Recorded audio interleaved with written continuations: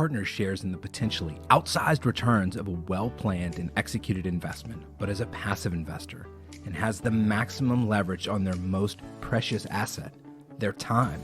And that is why we're here together. 90% of the millionaires out there built their net worth with real estate. However, 0% of the billionaires are hands-on managing the real estate assets because there simply isn't enough time. My name is Jake Wiley, and for the past 16 years, I've been investing in real estate, and I've learned a thing or two. But the most important lesson is how to leverage the expertise and time of others to maximize your investment potential. Welcome to the Limited Partner Podcast. All right, welcome partners. This week, we've got another special Solocast episode, and we're going to talk about the magic of forced appreciation in commercial real estate. I think that this will be a fun show. It's a really cool topic that it took me a while to really get my arms around, so I wanted to share it with you. But to get started, I'll give you a couple updates on, me personally and what's going on. So I am recording this episode, so it is Friday before Labor Day weekend. So big, 3-day weekend planned. I've got 4 kids. My wife just took off to go to a wedding across the country. So it's just going to be me and the kids all weekend. So it's a little bit exciting and a little bit nerve-wracking. Another update is my oldest is in 6th grade, just started 6th grade. And one of the big things about moving into 6th grade was the opportunity to join the band. So we signed our son up. He's in the band, and it is way more involved than I thought it was going to be. The sales pitch, I think, when we were kind of going through the process as parents and talking with our son about it, was like, you start in 6th grade. By the time you're in 8th grade, you'll be performing everywhere. Like you'll understand reading music. But it really, for us as parents, it feels like it's turning into a full-time gig. We've drove all over town trying to find equipment for him to rent.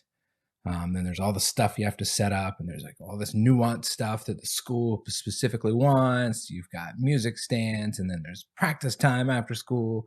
And then so many kids signed up for band that the instructor is saying, there's more kids than we've ever had before. And if, your child needs individual instruction, like we're just not gonna be able to do that here. So you might even have to get some, third-party lessons or professional lessons outside of that. So band has become a really big thing in our house, and I'm pulling my hair out a little bit.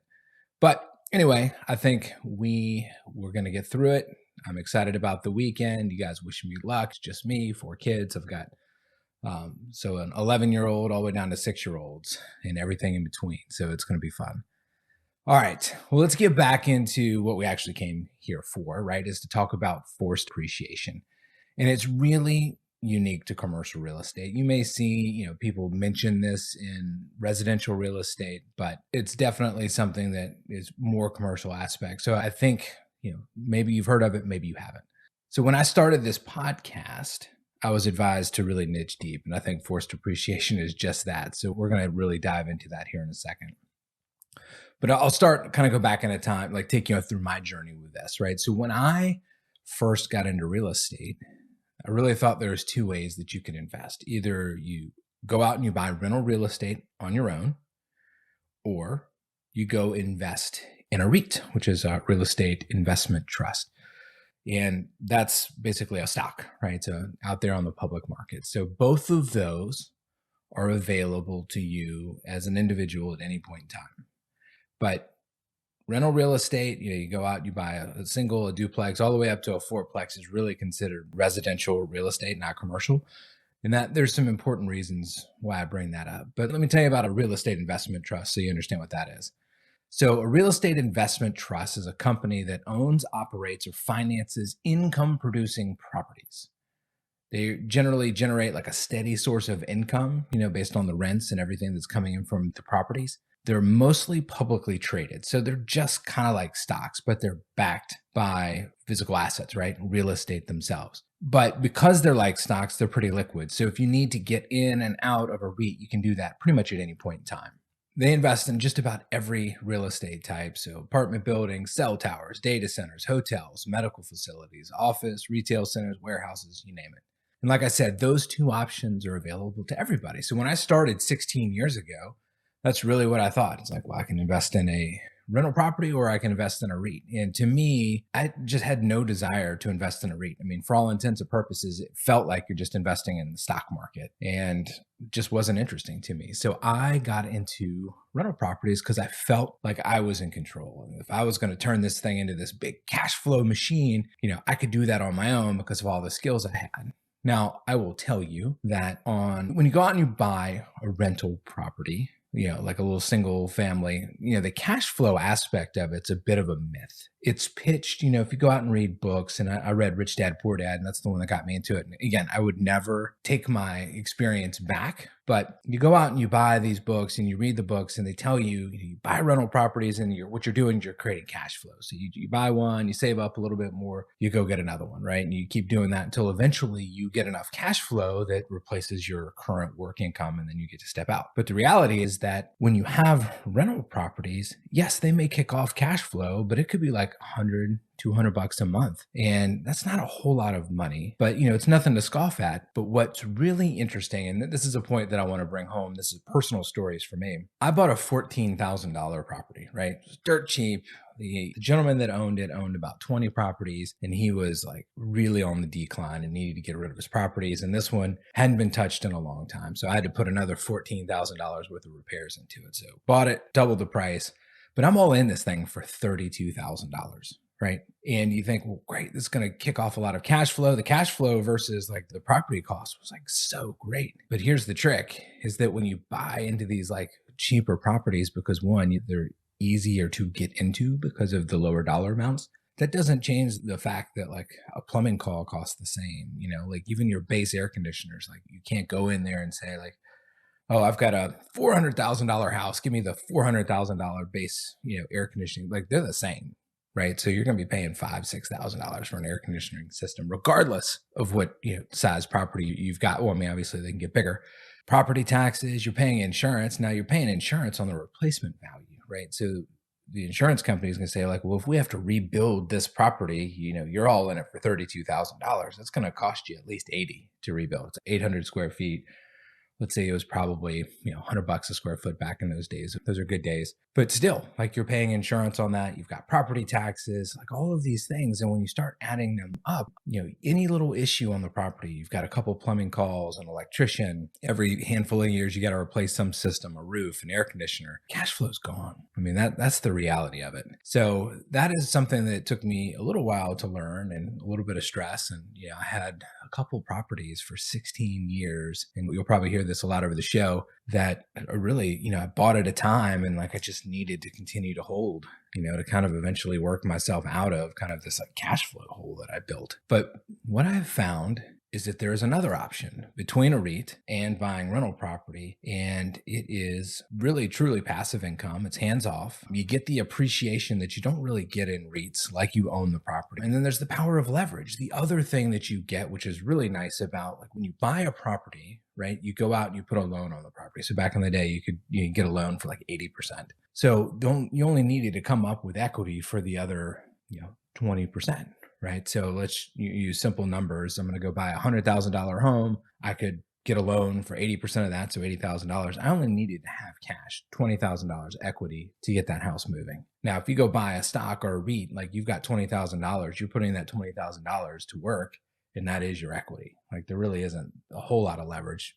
There might be some leverage in the portfolio, but that's kind of what you're up against. So in this new way, this is what I'm talking about here. It's generally only available for accredited investors, but it is investing in syndications, right? So there's so many apartment complexes, drive down the road, they're probably owned, some of them are owned by these just massive, entities that own a bunch of multifamily.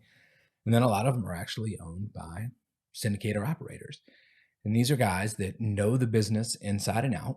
They've done a lot of work in the multifamily space, or it could be, self-storage. It could be any of these things. And they identify a property and they say, okay, great. We're going to go to the bank and the bank's going to give them at this point in time, let's say 65% debt, right? So they need to come up with 35% in equity. Now, these are just normal people. Maybe they're running a business, but like when you start getting into the tens of millions, let's just call it a $10 million property. That means they've got to come up with $3.5 million worth of equity. Now, maybe they haven't. But in a lot of cases, when you start growing your business and you're acquiring more and more properties, like you have to bring in other equity investors. So that's what they do, create what's called a syndication. And that's basically pooling the resources of multiple investors to come together. And in this situation, they're the general partner. So they have basically all of the liability, and then they bring in limited partners, which come in, they put their cash to work, right? So they put their cash to work. But again, like you're putting your cash to work, there's still debt on the property. So you get all the benefits of, what we were talking about on the single family by being able to leverage it, but you don't have any of the headaches, right? So part of the investment process is we look at this giant building, it's got 100 units in it. We paid $10 million for it. It's going to need air conditioners over time. It's going to need hot water heaters. It's going to be, all these things are factored into kind of the acquisition price of this building. There's a capital reserve. This is where the magic of forced depreciation comes in. So remember earlier in the episode, I was talking about there are anything that's kind of less than 4 units, right? So like we're talking about residential kind of real estate, 4 units. So a quadplex, you may have heard, that's still considered residential. And then anything above that's really considered commercial. But really you start kind of getting into larger numbers, this will really make sense. But when you buy and sell something that's deemed residential, the value of that property is not determined by how much cash flow that property is kicking off. It's really determined by the comps that are comparables, right? So if you've ever bought or sold a house, which you probably have, when you're going to look to buy a house, the agent goes out and they run quote unquote comps, right? And they tell you like, this is what the market looks like. And this is what you should expect to pay based on this amount of square footage. And when you're selling your house, you get the same thing. Like you have an expectation of what your house is going to be worth based on what's sold in the neighborhood. And then when you go get financing, the bank sends an appraiser, and the appraiser does the exact same thing. They go out and they look and they say, okay, well, what have these other houses that appear to be similar sold for in this particular neighborhood? And we'll make some adjustments based on, certain factors, but that's it. And you might be thinking like, yeah, well, that's just how it works. Forced depreciation occurs when a real estate investor proactively increases cash flow and property value by raising the rent to the market, right? So let's say you're buying a multi-family unit apartment complex, and there's a building right next door, slightly better, units, just needs a little bit of renovation. And then there's a market rent increase possibility, right? There's additional opportunities for generating income. So like thinking about, could you add laundry? Could you add little storage areas? Could you have preferred parking that's under a shed? Are there little garages out there that people can rent? All of these different things. So you add income to the property. And then that income basically improves the net operating income of this commercial operation. So the net operating income divided by what's called the cap rate gives you the value of the property, right? So that is what forced depreciation really gives you the ability to do, is that if you can improve the net operating income of the property by either raising rents, increasing the revenues, or decreasing expenses. So, good example, there's a lot of properties that have certain utilities that are master metered, right? So maybe all of the gas is paid for by the owner of the building as opposed to the tenants. Well, maybe you can switch that into the tenants' names. And then like maybe the decrease in the rents that you might give to the tenants for switching that out is not the same, right? It's not an offset. So you're decreasing expenses, you're raising revenues, the NOI goes up. So when we're looking at opportunities, and if you're looking for opportunities to get into, multifamily, which is kind of what we're talking about here, self-storage, commercial, office space, even industrial, most likely what you're looking for, value add opportunities. And these are what like what I was telling you before, these seasoned pros that are really good about putting these deals together. They know how to run these things. They know how to make them very efficient. And, you're in the market and they're in the market and they find a property that's got below market rents, renovation opportunities, amenity improvements, like other revenue sources, like I mentioned before, laundry, special parking, storage, and then reduction in cost. Maybe they've got their own property manager. Maybe they can bill out the utilities. These properties are turned every 5 to 7 years, and all real estate, it has a little bit of wear and tear. So like even, turning every 5 to 7 years, when these properties come up for sale, there's generally opportunities to make that improvement. So I'm going to frame this up mathematically. Hopefully this will start to make sense, is that if you have a cap rate of say 5%, so a cap rate is determined in the market itself, right? Like there's no like table for cap rates, but when you look at all of the sales, it's very similar to comps in a particular market, you get what's considered a cap rate. And the cap rate is the value of the property, what the property is sold for, divided by the net operating income. So when you have those numbers, you can actually determine the cap rate of that sale. And then you have this kind of general market knowledge of like, okay, we sold 100 units and the general cap rate in this market was say 5%. So when you're looking at a deal, an opportunity in that market, the way that you can kind of get your mind wrapped around the value of the property is to say, okay, if the general market is running at 5% and I know what the net operating income is, then I can derive, right? This is just algebra, the value of the property, or like what I think my offer price is. And then when you have these professional investors that are looking at these deals, they can see where there's opportunity to improve the NOI. And this is like the magic, right? Is that if you're running at a 5% cap rate, that means that every dollar of improved net operating income, the value of the property goes up by 20. It's a 20-fold increase, right? So 5% over 100, right? That's 20. So that's really the math, is that when you can find these opportunities and you can increase the cash flow and then turn around and decrease the expenses, you're driving the value of these properties way up.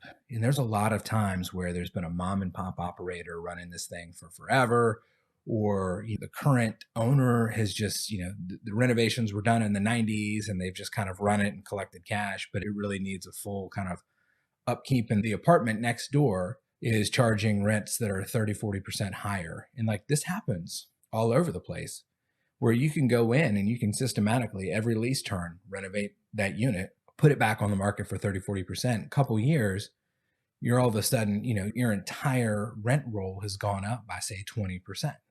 That entire amount, there's going to be some expenses that offset it, then turn around and go back into the value of the property. And that is what you can't do in residential real estate, right? Because what they would look at is they would say, like, let's imagine we were able to do this full turn in 1 year, right? They would look and say, oh, look, your building is actually a comp. Like you just sold this thing for $1 million. Like it's a year later, let's give it a little bump because of inflation. We'll call it, $1.1 million. That's what it is. But if you're driving it off the cap rate and you've got a 20% increase, I mean, all of a sudden the value of this property could go way up. And it's not necessarily tied 1-to-1, because if any improvement, let's just say that your net operating income of this property was 0, right? And then somebody was giving this property away. Like if the next day you just get $1 out of this thing, now it's worth $20, right? The next day after that, you get $2 out of it. Right now it's worth 40, right? You see how the math really works. There's a lot of strong potential here for you. So I just wanted to spend a few minutes talking about the value of forced appreciation. And I am sure that maybe it was a little bit confusing. If you have any questions, please come back and ask me. You can hit me up at jake@thelimitedpartner.com or visit the website, shoot me a note. But if you're interested in learning more about different property types and strategies, head over to the website, thelimitedpartner.com. All of my episodes and interviews are posted. I've had tons of great conversations on multifamily, self-storage, mobile homes, even car washes. I hope this episode was eye-opening and fruitful for you, as it took me a long time to fully appreciate the opportunity here. This is Jake Wiley. I'd love to get your questions and ideas for the future shows, and you can find me at thelimitedpartner.com. Thanks. We'll talk to you soon. I hope you've enjoyed today's episode, and I'd actually love for you to contribute to a future episode. If you have a question you'd like answered, or a topic or a guest to bring on the show, please email me at jake@thelimitedpartner.com. Now I realize there's a lot of lingo that's thrown around on these shows, so I've created a cheat sheet for you with the top 26 terms that come up most often. Head on over to thelimitedpartner.com/lingo for the list. Enjoy, and we'll see you next time.